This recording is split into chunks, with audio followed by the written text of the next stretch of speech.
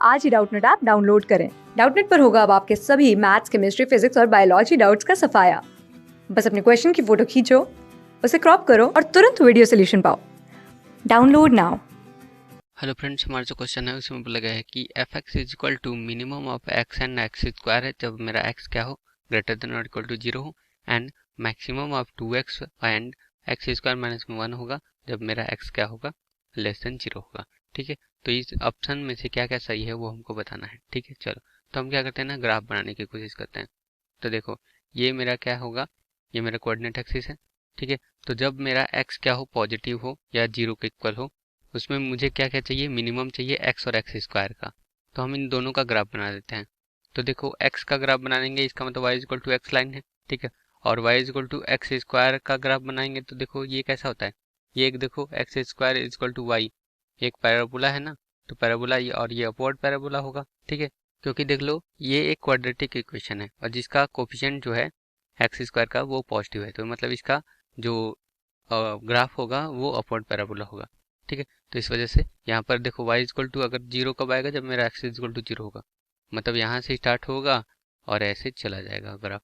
ठीक है, तो ये y इक्वल टू क्या है, एक्स स्क्वायर का ग्राफ है। और y इक्वल टू एक्स क्या होगा, जिसका स्लोप क्या हो, m इक्वल टू 1 हो और 0,0 से पास करती हुई एक लाइन होगी। ठीक है, तो ये कैसी लाइन होगी हमारी, कुछ इस तरह से लाइन होगी।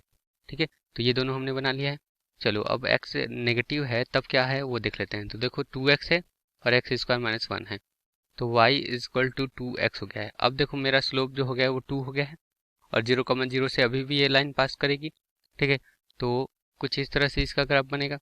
ठीक है, कुछ इस तरह से इसका ग्राफ बनेगा। ठीक है, इसको आगे एक्सटेंड करेंगे तो देखो इसका स्लोप 1 होगा तो इसका स्लोप क्या होगा, 2 होगा, ज़्यादा होगा उससे।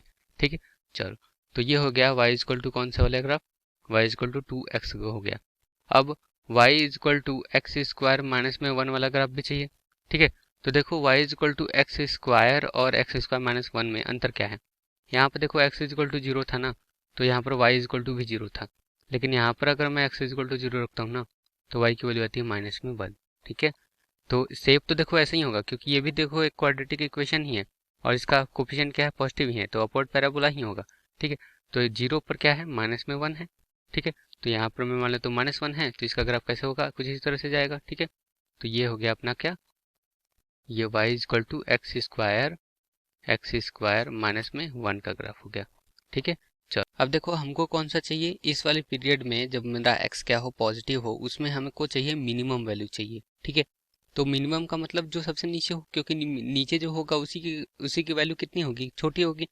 तो इस वजह से मिनिमम जो होगा मेरा यहाँ तक हम देख पा रहे हैं कि ये वाली ग्राफ क्या है, नीचे है, मतलब ये वाली ग्राफ क्या होगी, मिनिमम होगी। ठीक है, तो ये हो गया अपना मिनिमम।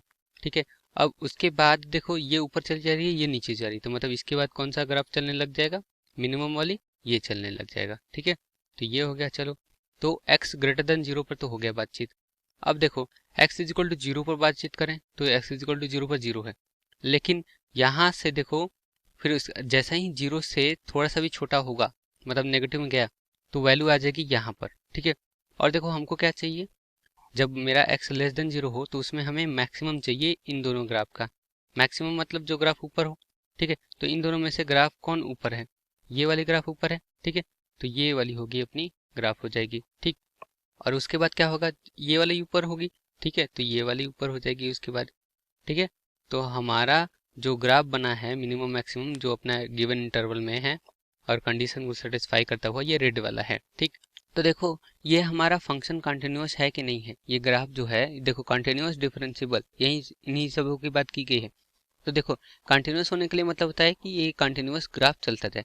तो देखो यहाँ पर 0 पर ये जा रही है। ठीक है, ये वाली ग्राफ जो है ये वाली 0 तक पहुंच रही है, लेकिन 0 पर नहीं हो रही है इक्वल, लेकिन फिर जस्ट उसके बाद ये वाली ग्राफ तो उसको 0 पर होकर उसको कनेक्ट कर दे रही है कि नहीं। मतलब मेरा जो ग्राफ है एकदम से कंटिन्यूअस चलते जा रहा है पूरा पूरा ऑल रियल नंबर पर। ठीक है, तो इसका मतलब अपना फंक्शन तो कंटिन्यूअस है। ठीक है, तो कंटिन्यूअस है, एफ एक्स इज कंटिन्यूअस है at x is equal to 0, सही बात है।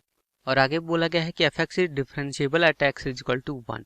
ठीक है, तो एक्स इज इक्वल टू 1 वाला 1 आएगा कहाँ, देखो यहाँ पर होगा मेरा एक्स इज इक्वल टू 1, क्योंकि एक्स इज इक्वल टू 1 पर ही एक्स स्क्वायर और यहाँ पर ये एक्स ये दोनों क्या होंगे, इक्वल होंगे। ठीक, तो देखो यहाँ पर डिफरेंशियबिलिटी की बात की जा रही है, कंटिन्यूटी की नहीं।